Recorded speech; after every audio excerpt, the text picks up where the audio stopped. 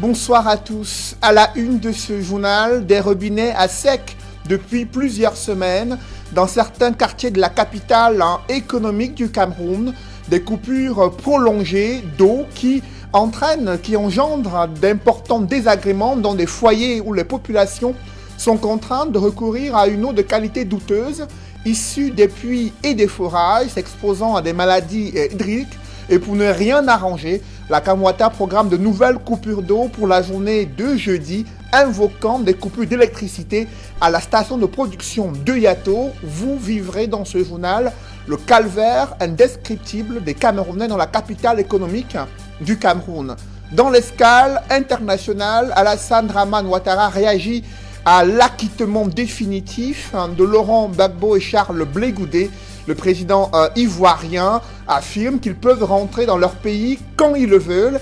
Il s'engage même à prendre en charge les frais de voyage de Laurent Gbagbo et estime qu'il bénéficiera des indemnités dues au rang d'ancien, à son statut d'ancien président de la République de Côte d'Ivoire. Vous l'écouterez dans la page internationale du 20h.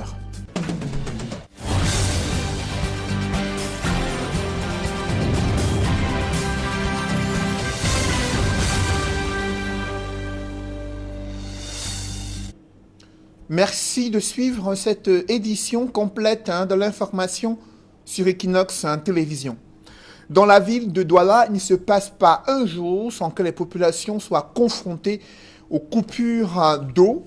Et la situation s'aggrave dans le 3e arrondissement de Douala, là où depuis plusieurs semaines, elles n'ont pas d'eau dans les robinets. Les robinets sont à sec. Elles sont contraintes, les populations, de se tourner vers les puits et les forages. Une eau de qualité douteuse qui les expose à de nombreuses maladies hydriques. C'est le constat que font nos reporters d'Alaskana et Sédek dans ce reportage. Sur la route de PK10, dans le 3e arrondissement de la ville de Douala. Voilà plusieurs semaines qu'aussi bien dans cette partie de la ville que dans les autres quartiers, les robinets sont désespérément secs. Donc votre robinet est à sec? Le robinet est à sec depuis je ne sais pas combien de mois, depuis combien de temps. Regardez. Présentement, ça ne coule pas. Non, regardez. Regardez.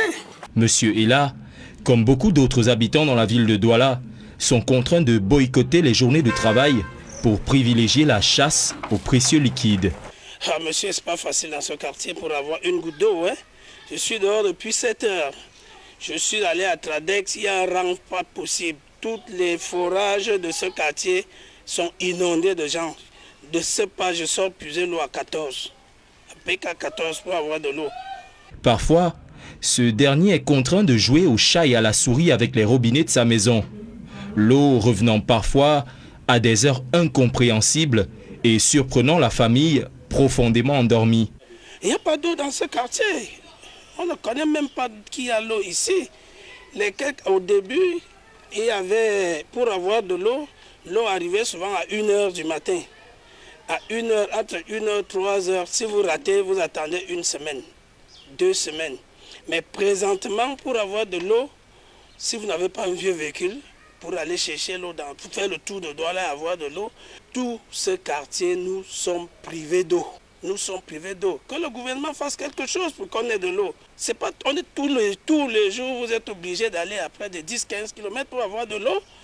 Hein? Si monsieur est là, a la chance, lui, d'avoir un véhicule et de pouvoir ratisser large pour trouver de l'eau 5 à 10 km plus loin parfois, ce n'est pas la même chose pour d'autres habitants du quartier qui sont contraints de s'en retourner vers des propriétaires de puits de fortune, comme Viviane, à leur risque et péril.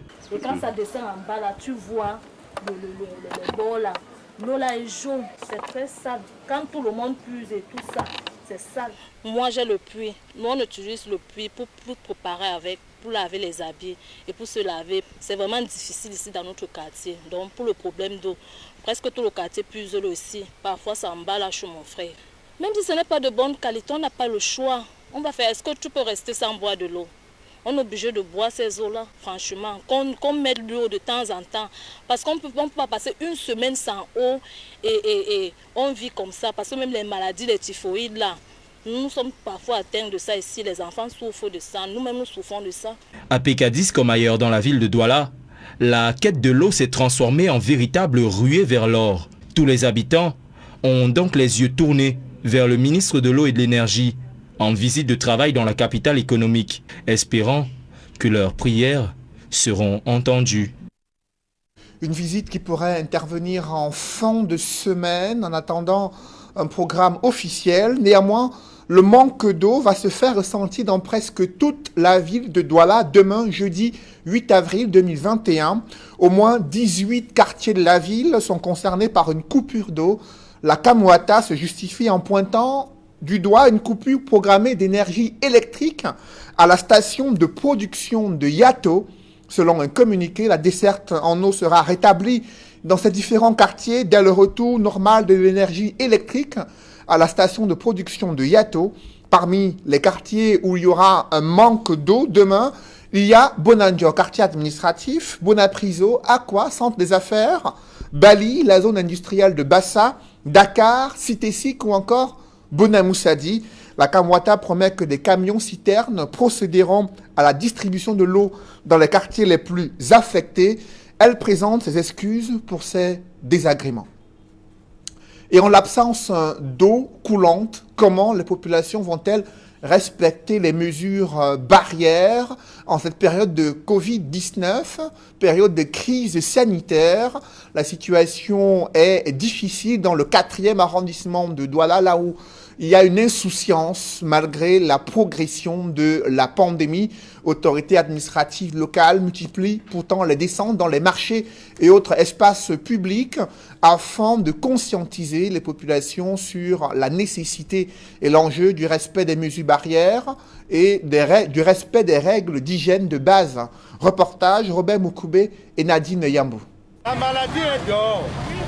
Pour cela, nous devons porter le masque. Au milieu de cette foule de commerçants installés dans le 4e arrondissement de la ville de Douala, le sous-préfet Daouda Issa rappelle la nécessité de porter un masque pour se mettre à l'abri du coronavirus. Le corona est effectivement là dehors et il fait rage. Nous sommes venus auprès de nos populations ce matin dans les différents marchés pour réitérer une fois de plus les mesures barrières. Le port de masque, le lavage des mains. Sillonnant comptoir et étal, l'autorité administrative tente de convaincre les plus sceptiques sur l'existence du coronavirus, soulignant au passage que personne n'est à l'abri de cette maladie. La Covid là est bel et bien là dehors. La maladie là ne choisit personne. La frappe, vous comprenez, non? Et lorsque nous ressentons une petite douleur, nous courons à l'hôpital. Les commerçants saisissent l'occasion pour appeler les pouvoirs publics à se pencher sur leur secteur d'activité plombé par la pandémie de coronavirus. Ce que je dis au sous-préfet, comme il représente le gouvernement ici, qui transmet notre message là-bas que ça ne va pas ici chez nous. Cette affaire de corona là, ça ne va pas. Ça ne nous permet pas, même de vendre, nous ne parvenons plus à vendre. Parce que ça a tout bloqué. Durant sa tournée, le sous-préfet de Douala 4e s'est tour à tour rendu au marché de Bonassama, du Grand Hangar et du Rail pour faire passer son message de prévention. À chaque étape, l'autorité administrative va remettre des masques de protection et du savon aux commerçants et usagers. Et cette pandémie de Covid-19 a un impact de fonctionnement du consulat général de France à Douala. Il est désormais fermé à la suite d'un cas Covid-19 détecté au sein du consulat général de France à Douala et compte tenu du nombre élevé des cas contacts au sein du personnel, le consulat général de France à Douala sera fermé jusqu'à nouvel ordre. Un communiqué rendu public cet après-midi. Et parlant de l'insalubrité dans l'arrondissement de Loum, les populations s'en plaignent.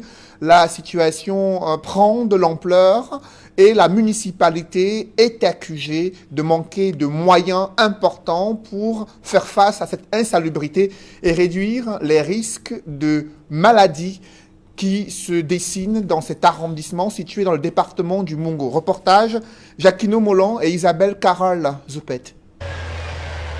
À Loum, dans le département du Mungo, d'importantes quantités d'ordures et de déchets divers cohabitent avec les habitants.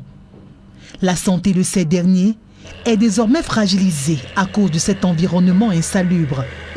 Pourtant, ne dit-on pas que pour un corps sain, un environnement sain? Hélas, c'est tout le contraire dans cette localité où l'insalubrité depuis plusieurs années dicte sa loi. Et ce, peu importe le quartier dans lequel on se trouve. Ça crée beaucoup d'ennuis, les moustiques, les maladies par là. Même les avions, même les avions ne nous laissent pas avec les avions dans l'air. Las d'attendre la réaction des autorités, les habitants de Loum se sont mobilisés pour donner fière allure à leur ville. Nous avons la poubelle qui traîne et puis les eaux qui nous menacent. Nous ne pouvons pas attendre toujours la mairie. C'est pour cela que nous, les gens du quartier, nous avons levé pour d'un coup de main cet acte que vous voyez là. Cette opération, qui vise l'amélioration de leur cadre de vie, est saluée par la mairie qui avoue son incapacité, faute de moyens, à assurer tous les besoins des populations. Il n'y a pas assez de moyens que la mairie. Le maire, nous créons tout nuit et jour. Nous créons nuit et jour par rapport à la décentralisation.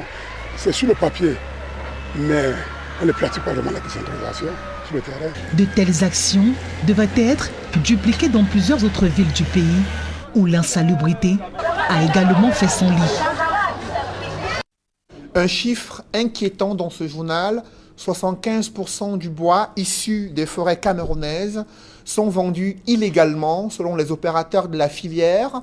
Ils constatent l'indisponibilité du bois local sur le marché camerounais. Ils exhortent le gouvernement à prendre des mesures pour limiter l'exploitation illégale du bois à travers les différents massifs forestiers existants sur le territoire. D'autres explications avec Élisée Bogba et Ike Cyril.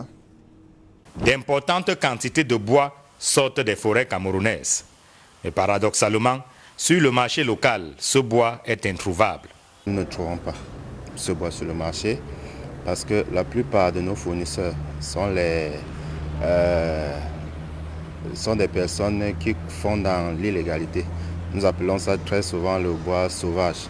Ça veut dire que le bois n'a pas une traçabilité. On ne peut pas exactement vous dire dans quelle forêt on a coupé. On ne peut pas vous dire comment on a fait pour qu'il arrive. En fait, ça passe par le marché noir. Il se pose alors un problème de consommation intérieure du bois camerounais qui, selon des experts, se fait plutôt dans l'illégalité. Les enquêtes montrent que le bois est utilisé à 75% dans l'illégalité pour ce qui est de la consommation locale. Donc il y a toute une difficulté. Donc on ne peut pas, les opérateurs que nous sommes, on ne peut pas vouloir du bois et l'avoir. Un tour dans les administrations publiques et parfois même privées au Cameroun montre bien que la plupart du mobilier utilisé est importé. Il existe pourtant, selon les opérateurs du secteur bois, des dispositions prises par les départements ministériels en charge des questions de forêt et de protection de la nature afin d'exiger l'utilisation du bois légal. Mais cela reste encore sur du papier. Les décrets ont été signés et nous attendons vivement l'application sur le terrain. Parce que déjà quand on verra des marchés, on verra des marchés publics avec des charges, c'est-à-dire en précisant dans les charges de l'utilisation du bois légal, on comprendra que le décret est entré en application. Fort de ces blocages, les opérateurs du secteur bois exigent des pouvoirs publics des actions plus fortes et contraignantes, notamment la création des marchés locaux et l'implication des forêts communautaires dans le processus de commercialisation du bois légal. Nous sommes allés vers les forêts communautaires et les informations que nous sommes parvenus nous font état de ce que les documents leur sont délivrés un peu tard. Ce qui fait que nous ne pouvons pas nous aussi. Si on leur passe la commande, on devra attendre très longtemps pour être servi. Il faut créer des marchés où nous pouvons nous ravitailler et permettre et obliger les entreprises forestières qui font dans les exploitations forestières à mettre sur place, sur pied, des marchés locaux. Les opérateurs du secteur bois s'exprimaient à la faveur de l'Assemblée générale de la Fédération camerounaise des associations et des professionnels de la seconde transformation du bois. Le bureau exécutif, à l'occasion, a reçu mandat afin d'agir auprès des autorités compétentes en faveur de la consommation du bois légal au Cameroun. Et l'instrument de contrôle de la légalité, la traçabilité du bois mis en place par le gouvernement suscite la controverse. L'Union européenne et la coopération allemande émettent des réserves sur cet instrument, estimant qu'il ne respecte pas les normes internationales et qui n'est pas l'instrument attendu par les partenaires internationaux du Cameroun afin d'avoir une meilleure lisibilité sur la légalité, la traçabilité du bois camerounais. C'est la substance d'un communiqué signé de la coopération allemande et de la délégation de l'Union européenne au Cameroun. Évoquons à présent cette porosité des frontières Tchad-Cameroun qui profite à des individus spécialisés dans la vente des véhicules échappant au paiement des taxes douanières. Ces véhicules ont été saisis sur ce corridor, notamment à Toubouro, dans la région de l'Adamawa. Là-bas, les pelotons routiers de la gendarmerie de Tcholiré a interpellé des individus présumés resellers de ces véhicules. Des précisions avec Jean-Blaise Noupéé et Isabelle Carole Zoupette. L'embouteillage observé depuis quelque temps sur le corridor Douala-N'Djamena favorise toutes sortes de dérives chez les usagers indélicats au niveau de la frontière Cameroun-Tchad. Nous, les organisations socio-professionnelles du secteur de transport, depuis octobre 2020, nous avons lancé une sonnette d'alarme auprès des autorités et des pouvoirs publics sur la problématique liée à la double immatriculation des camions des expatriés. Les camions que vous venez de voir, nous l'avons saisi au niveau de la frontière de Bokjibo. Et le dossier que le véhicule en a, c'est le dossier qui appartient à d'autres véhicules qui sont accidentés, d'aucuns se sont brûlés au niveau de Voxom. Des transporteurs interpellés et dont les véhicules sont stationnés à la gendarmerie de Tcholiré ont cultivé la facilité pour éviter de payer les taxes liées à leur activité. Donc ils ont fait arborer aux véhicules les plaques du Tchad pour entrer au Cameroun. Quand ils entrent au Tchad, ils mettent les plaques du Cameroun. Nous avons mené les fouilles dans la voiture, les investigations, tout ça. Nous avons retrouvé les plaques d'immatriculation tchadienne et celles du Cameroun.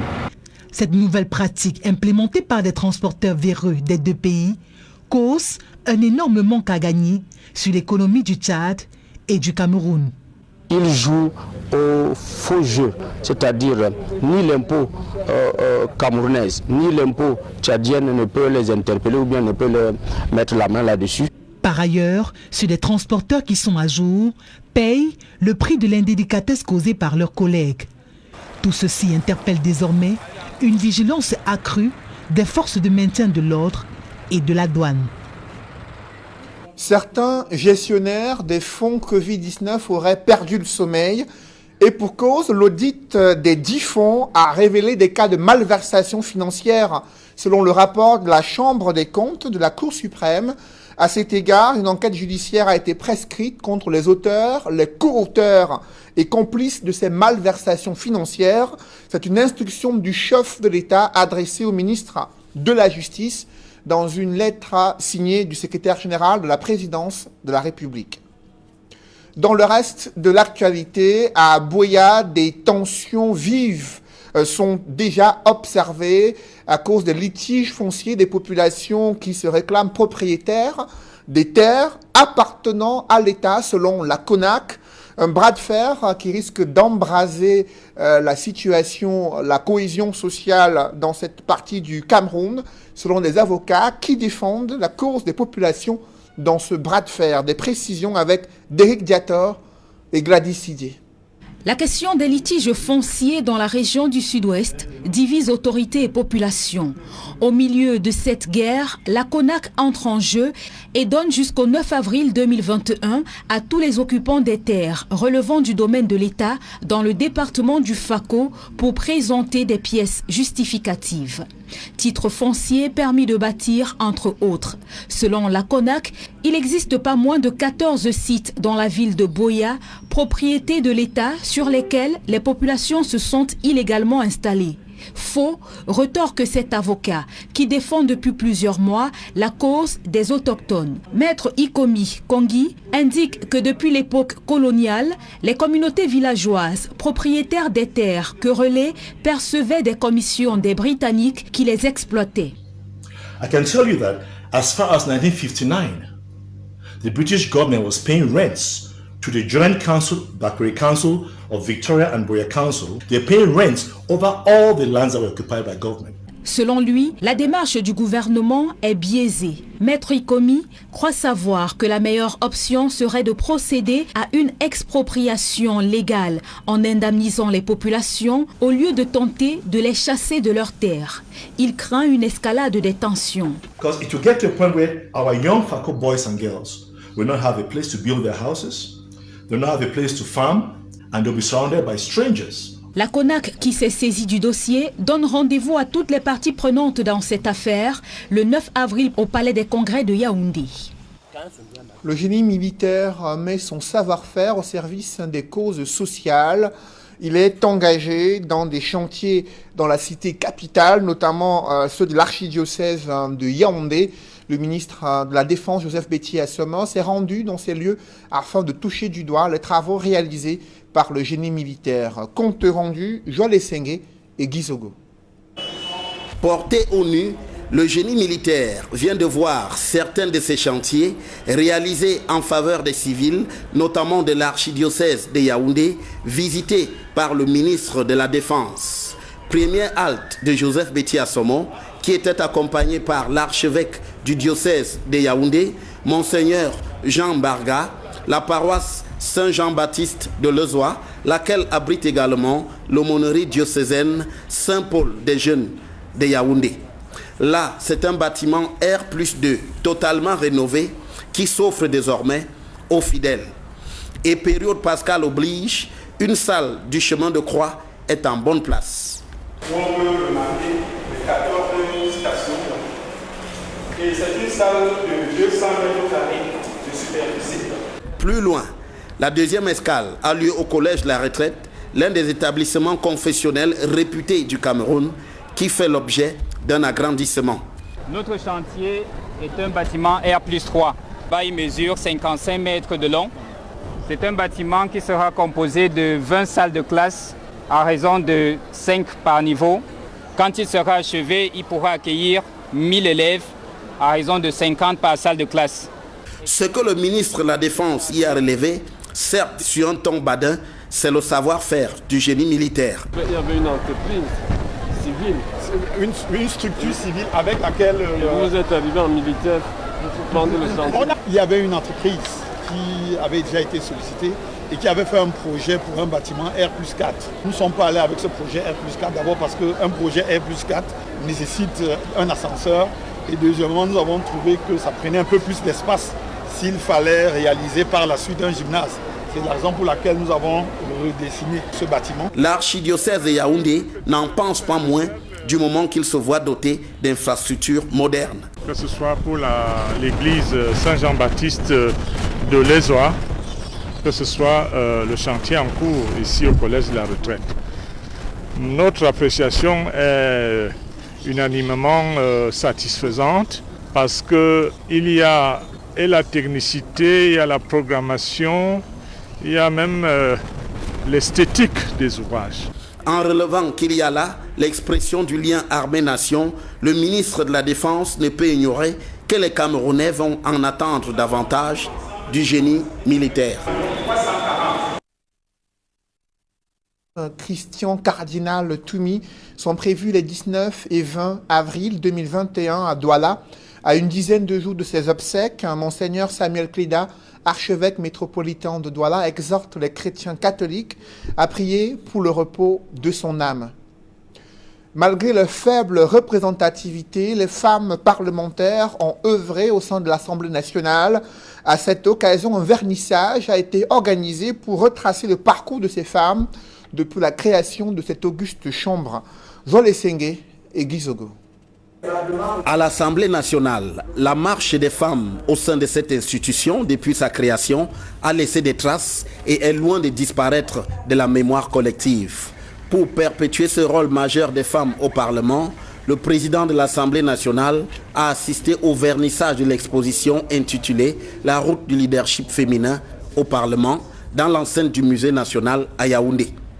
Même si, petit bémol, le défaut d'archives fait remonter l'exposition à partir de 1973 avec des figures féminines qui se démarquent, le président de l'Assemblée nationale ne doute pas qu'il y ait matière à féliciter. Félicitations à toutes les femmes du Cameroun. Au cœur de cette épopée, le secrétaire général de l'Assemblée nationale met l'accent sur les temps forts de cette marche qui ont été couronnés par la représentation croissante des femmes à l'Assemblée nationale jusqu'à ce jour. La petite remontée, c'est pour ça que vous voyez, quand c'est jaune, ça veut dire que les clignotants commencent à être positifs. Quand c'est rouge, ça veut dire que vraiment il y a un problème. Et on passe donc de 19, ensuite à 25. Mais le grand bond, c'est à la 8e législature, à la 9e législature, quand on passe de 25 à 56. Pour mieux marquer dans le marbre cette trace féminine à l'Assemblée nationale, Kava Yege Djibril a remis 2 exemplaires d'un livre qui retrace ce parcours des femmes au sein de cette institution au ministre des Arts et de la Culture et à celui de la promotion de la femme et de la famille. L'exposition La route du leadership féminin au Parlement se déroule jusqu'à la fin de la session de mars, actuellement en cours à l'Assemblée nationale. Dans l'escale internationale, je vous le disais en titre, le président ivoirien Alassane Dramane Ouattara a réagi au verdict de la Cour pénale internationale acquittant définitivement Laurent Gbagbo et Charles Blé Goudé. C'était lors du Conseil de ministres, le tout premier après le remaniement ministériel en Côte d'Ivoire. Le chef de l'État ivoirien affirme qu'ils sont libres de rentrer en Côte d'Ivoire quand ils le souhaitent. Alassane Ouattara s'engage à prendre des dispositions pour la prise en charge des frais de voyage de l'ex-président Laurent Gbagbo et le paiement de ses indemnités dues à son statut d'ancien président. Je vous invite à suivre Alassane Dramane Ouattara, président de la République de Côte d'Ivoire. Permettra de suivre l'action gouvernementale et de juger individuellement chacun des ministres. Monsieur le Premier ministre, Mesdames et Messieurs les membres du gouvernement, Mesdames et Messieurs les ministres, Mesdames et Messieurs, comme vous le savez, la Cour pénale internationale a rendu le 31 mars dernier sa décision sur l'appel du procureur relatif au procès de M. Laurent Gbagbo et Charles Blé Goudé. Nous en prenons acte. J'ai bien évidemment une pensée émue pour les victimes et leurs familles. Je voudrais les assurer de notre compassion et de notre soutien. Le gouvernement continuera de leur apporter assistance. Quant à M. Laurent Gbagbo et Blé Goudé, ils sont libres de rentrer en Côte d'Ivoire quand ils le souhaitent. Les frais de voyage de M. Laurent Gbagbo ainsi que ceux des membres de sa famille seront pris en charge par l'État de Côte d'Ivoire. Des dispositions seront également prises pour que M. Laurent Gbagbo bénéficie, conformément au texte en vigueur, des avantages et indemnités dus aux anciens présidents de la République de Côte d'Ivoire. Les propos d'Alassane Dramane Ouattara ce jour, lors du tout premier conseil du ministre après le réaménagement gouvernemental en Côte d'Ivoire, s'adressant à Laurent Gbagbo et Charles Blé Goudé, ancien président ivoirien et son ancien ministre, son bras droit, qui ont passé près de 10 ans à la Cour pénale internationale dans une procédure judiciaire où ils viennent d'être définitivement acquittés. Mesdames, Messieurs, c'est la fin de ce journal. Merci de l'avoir suivi. Juste après cette édition de 20h, retrouvez Serge Allan Otto et ses invités pour le débrief du journal sur le plateau d'Equinox Soir. Serge Allan. Bonapriso et Bonanjo, ainsi que 16 autres quartiers de Douala sans eau demain. C'est du moins l'annonce qui vient d'être faite par la Camouata. Elle se justifie en invoquant une coupure d'énergie électrique programmée à la station de production de Yato, ce qui, selon la Kamwata, va entraîner une baisse du débit d'eau ou même un manque d'eau dans plusieurs quartiers de la capitale économique. Cela concerne au moins 3 arrondissements. L'arrondissement de la première où se trouve Bonandio, quartier administratif Bonapriso, Aqua également, dans le 2e arrondissement de Douala, aussi concerné avec Newton Aéroport, et dans le 3e arrondissement avec la Cité-Sic et la zone industrielle de Bassa. Et elle annonce que des camions pourraient permettre aux populations de se ravitailler en eau, notamment dans les quartiers les plus affectés. Elle sait que cela va provoquer des désagréments. Elle a présenté ses excuses, mais cela ne suffit pas au regard des plaintes des populations depuis de nombreuses années sur l'indisponibilité de l'eau dans la ville de Douala. C'est Jalan. Voilà, madame, monsieur, c'est dans l'essentiel Equinoxoir, deuxième partie. Bonne soirée à vous, Cédric. Je vous souhaite une bonne soirée, c'est Jalan. Rendez-vous demain. 20h. Dans un instant, la suite, Equinoxoir.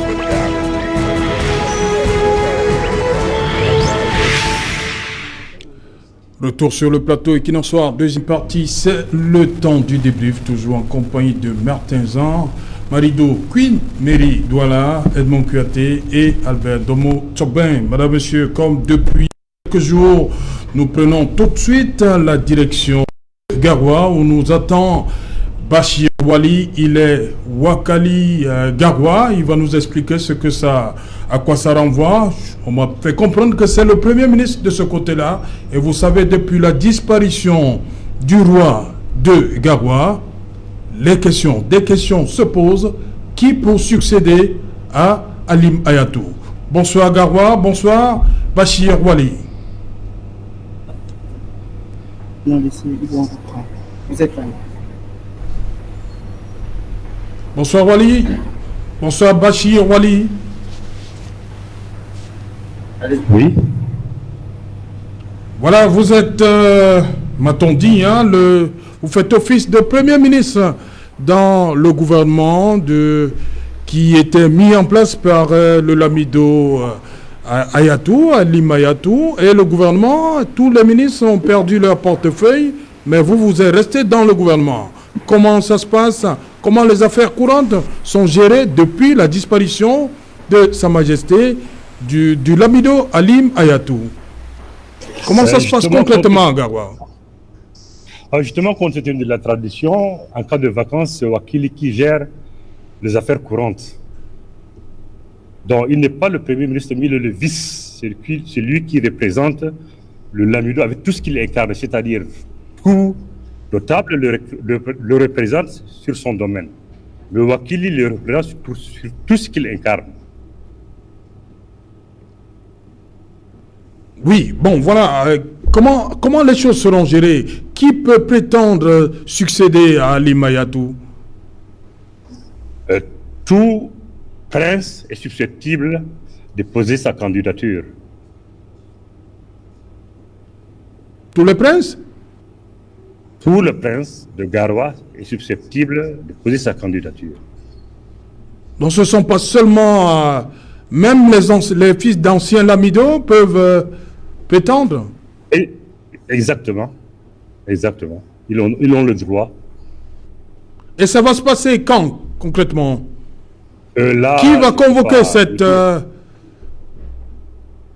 cette assise-là où le successeur du Lamido Ayatou sera désigné? Ou bien il y aura élection? Comment ça va se passer? Non, il y aura consultation, pas élection, il y aura consultation. Mais je ne sais pas, ça dépend des autorités administratives. C'est-à-dire le préfet? C'est pas à notre niveau. Ça dépend du préfet? Les autorités administratives. Disons oui, parce que c'est lui qui coiffe. Ok. Dites-nous, le Rimbe, c'est quoi le Rimbe? Les Rimbe? Oui. Oh, ça c'est un mot peul qui veut dire que bon, ce sont des gens qui ne sont pas arrêtés par la conquête. Les Rimbe. Donc c'est-à-dire c'est le peul, en quelque sorte. C'est le mot, voilà.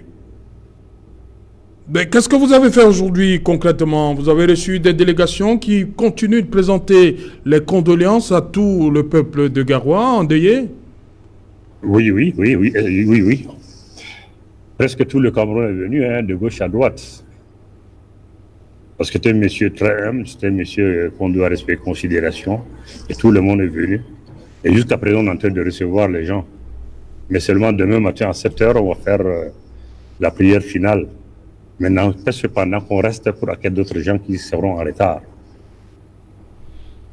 Ok, merci beaucoup Bachir Wali de nous avoir donné ces quelques éléments qui nous permettent de comprendre ce qui va se passer dans les tout prochains jours du côté de Garoua pour la succession du Lamido parti de regretter mémoire Halim Hayatou. Voilà, Martinsan, on parle d'eau. Demain, 18 quartiers de Douala sans eau. Oui,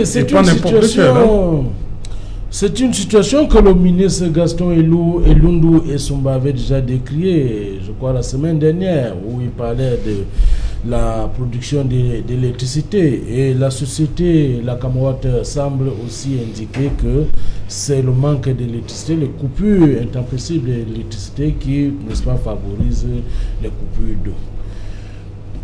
Les raisons ont été évoquées par le ministre. On avait parlé de la Sonatrel qui était chargée du transport et des néos pour la vente. On les a, n'est-ce pas, indexés.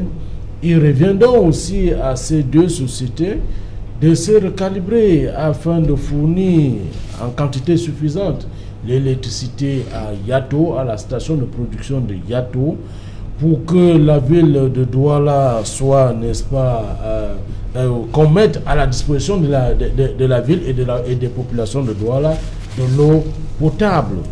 Il revient aussi au directeur général de la Camouata de remettre sur pied la discipline, parce qu'on peut aussi avoir les cas d'indiscipline, des gens qui ne veulent, n'est-ce pas obéir aux instructions et décident par là, n'est-ce pas, de mettre en mal l'existence des populations camerounaises.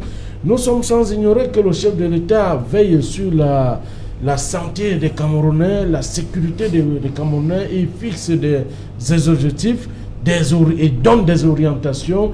Il faut qu'on respecte ces orientations. Auquel cas, on sera, n'est-ce pas, sous le coup comme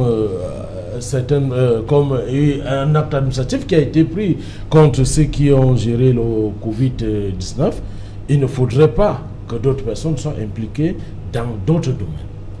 Voilà, Queen Mary Douala, demain c'est une journée un peu particulière.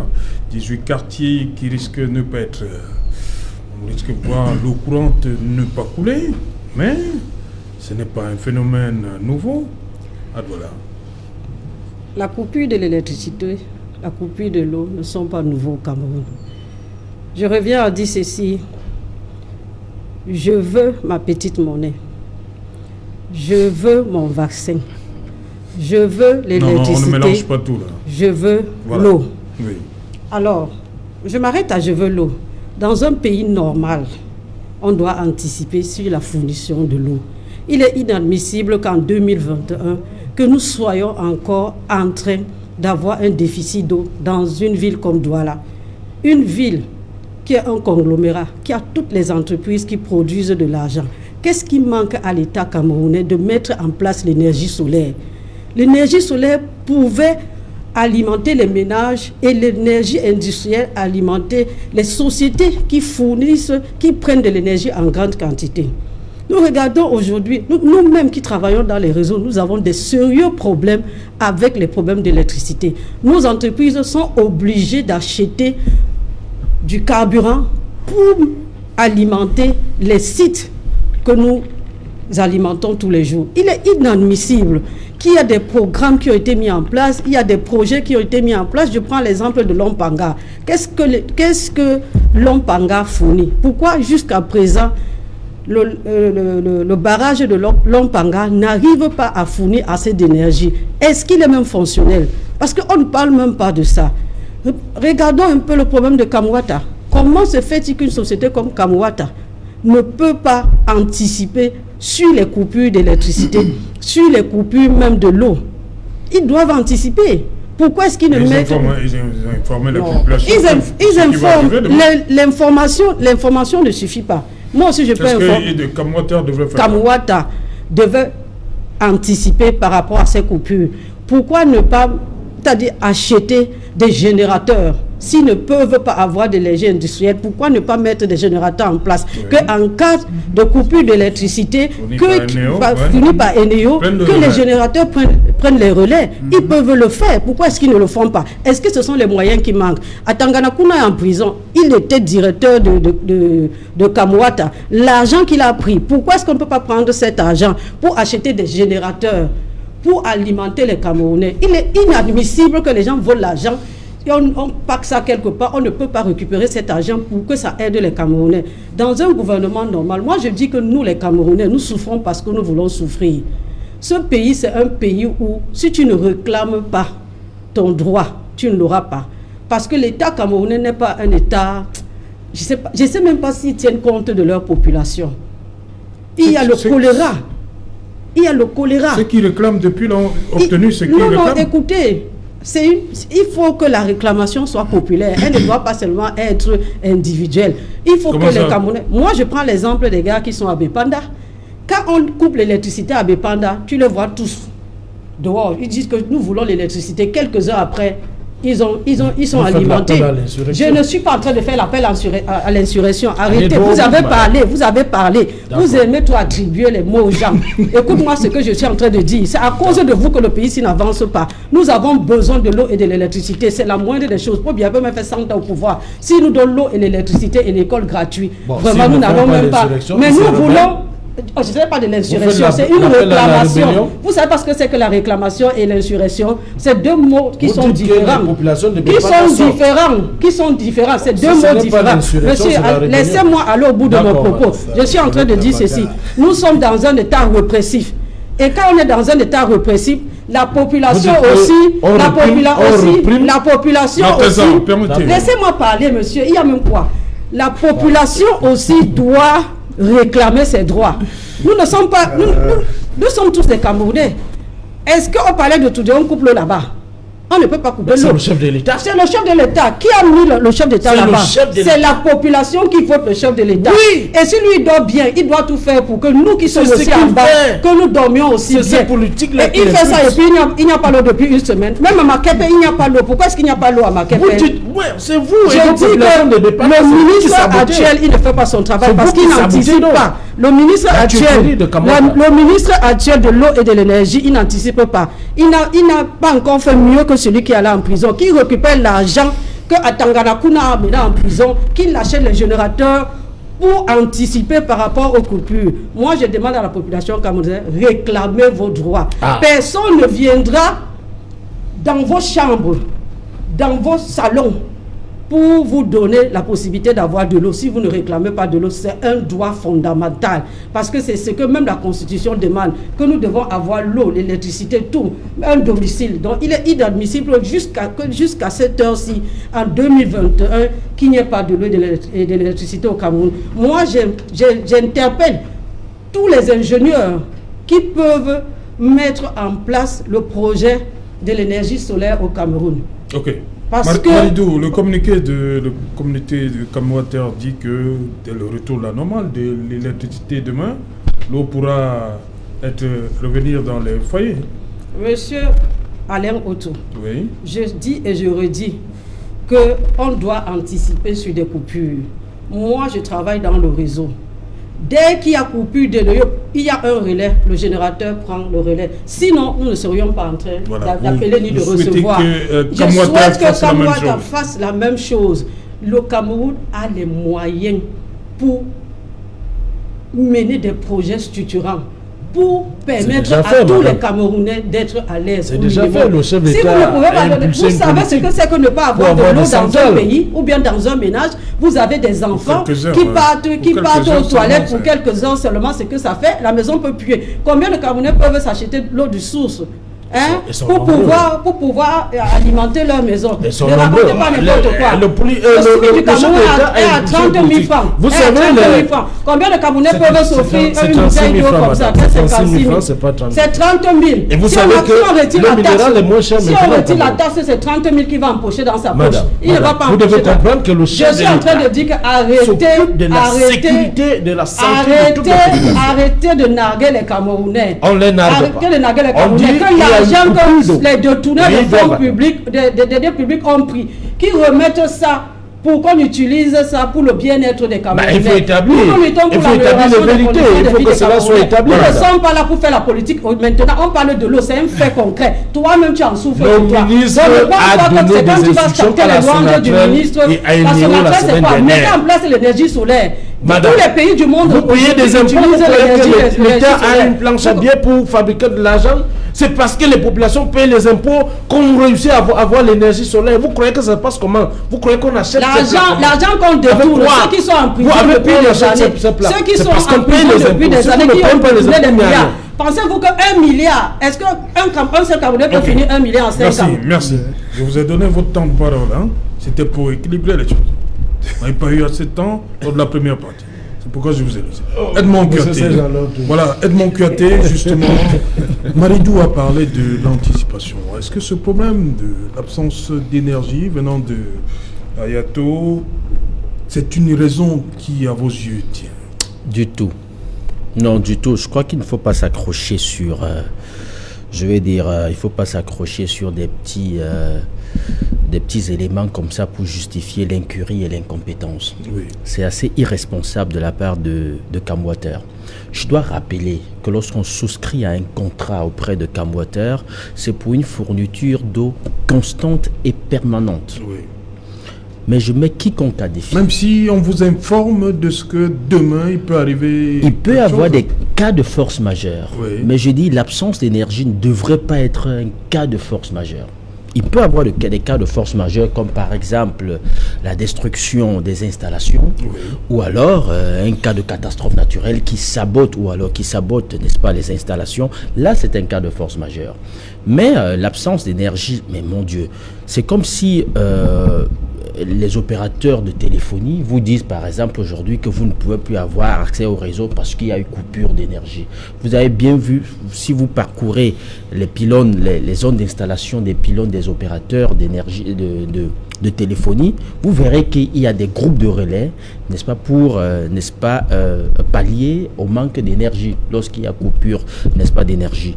Donc je vais dire tout simplement que c'est un peu ahurissant parce que si on met de côté ce problème, je mets quiconque à défi à Douala de me dire s'il reçoit l'eau, n'est-ce pas, 30 jours sur 30. Je mets quiconque à défi. Moi, je suis même surpris par ce communiqué.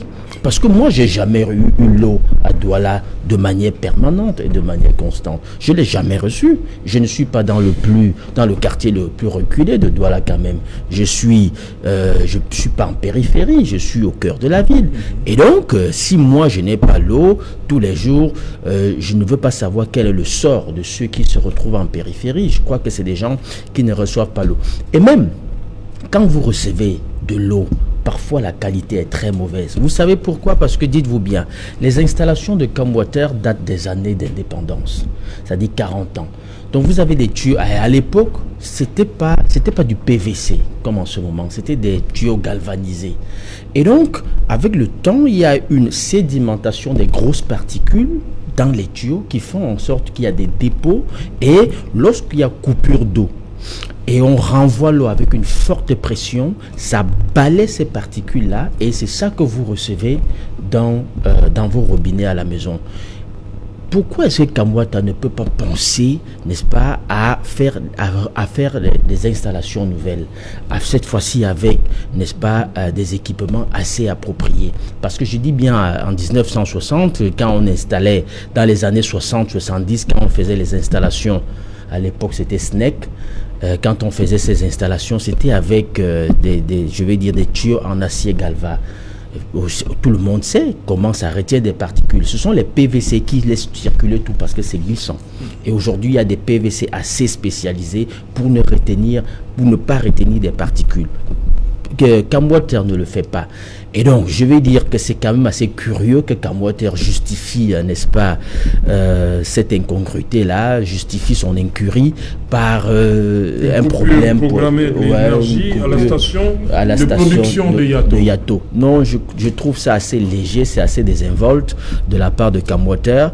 Il faudrait déjà qu'ils nous disent pourquoi est-ce qu'on n'a pas l'eau de manière constante dans une ville comme Douala qui est arrosée, n'est-ce pas, de tous côtés par, vous avez le Vouri, vous avez des cours d'eau un peu partout, qu'on en vienne.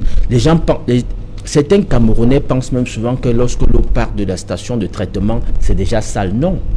Si vous prenez l'eau à la station de traitement, c'est l'eau la plus potable qui puisse être. Vous la buvez, vous n'avez pas de problème.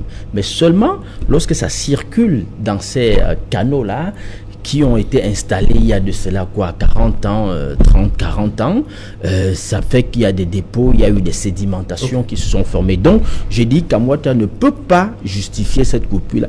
Peut-être parce que Bonanjo est concerné. Peut-être qu'à Bonanjo, il y a l'eau. Je crois que c'est parce que le centre administratif est concerné. Mais sinon, ils n'ont pas la pression. Sinon, nous dans nos quartiers ordinaires, pour nous, avoir l'eau de manière permanente pendant une semaine, c'est plutôt ça l'exploit, c'est plutôt ça l'exception. Pour nous, nous savons que les coupures, c'est tous les jours. Mais il faut qu'on vous arrête recevez avec l'eau deux heures par jour. Quand c'est vous pouvez recevoir parfois dans la nuit. Vous devez vous lever pour faire des réserves d'eau. Non, je vais dire c'est stressant. Camwater devrait penser à c'est pour ça que je parlais de la concurrence. Il faut une autre société qui va concurrencer Camwater. Je suis d'accord. Vous allez voir il faut libéraliser le secteur d'eau et de l'énergie au Cameroun. Vous allez voir qu'il y aura une avancée.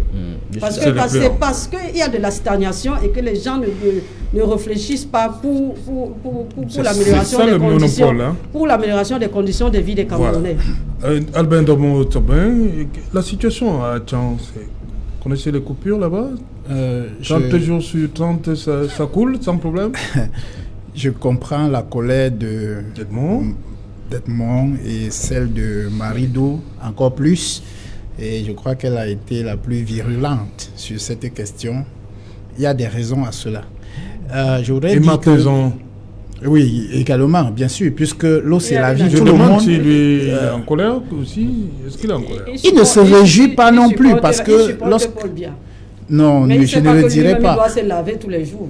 Voilà. Lorsqu'il y a absence... C'est une construction, madame. Le chef de l'État construit. Ce n'est pas le chef de l'État qui viendra te laver à la maison. Tout avoir le même jour. Tu auras besoin de l'eau pour se laver. Ce n'est pas le chef d'État qui viendra. Lui, se lave là-bas. Il n'y a pas de problème. Nous allons attendre les instructions de notre chef. S'il vous plaît, les coupures d'eau n'ont pas de coloration politique. Lorsque vous vous levez le matin et que vous allez au robinet, que vous soyez du RDPC, du SDF ou de toute autre parti politique, lorsque ça ne coule pas, la douleur est la même. Nous sommes déjà la douleur est la même. Donc, mais je voudrais dire quand même qu'il y a une avancée, comme Edmond venait de dire, c'est-à-dire c'est une avancée que d'être prévenu que demain il y aura une coupure d'eau. Généralement, nous constatons tout simplement qu'il n'y a pas de l'eau et nous n'avons même pas où prendre l'information.